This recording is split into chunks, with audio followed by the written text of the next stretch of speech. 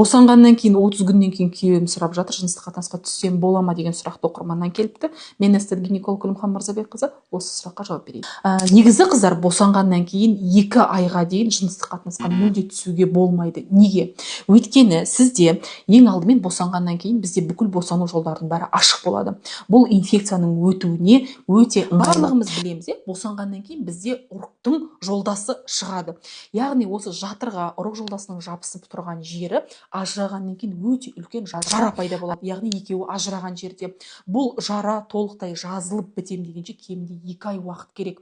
Егер де сіз осы 30-шы суткада жыныстық қатынасқа түсетін болсаңыз, онда қандай да бір егер инфекция түсетін болса, бұл жердің жазылуына өте кері әсерін тигізеді. Және де ол жара жазылмай босанғаннан кейінгі эндометрит ауруы пайда болуы мүмкін.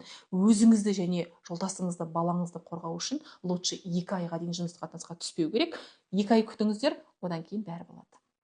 Босанғаннан кейін 30 күннен кейін күйеуім сұрап жатыр, жыныстық қатынасқа түссем бола ма деген сұрақты оқырманнан келіпті.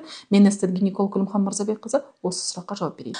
Негізі қыздар босанғаннан кейін 2 айға дейін жыныстық қатынасқа мүлде түсуге болмайды. Неге? Өйткені сізде ең алдымен босанғаннан кейін бізде бүкіл босану жолдарының бәрі ашық болады. Бұл инфекцияның өтуіне өте ыңғайлы. Барлығымыз білеміз, босанғаннан кейін бізде ұрықтың жолдасы шығады.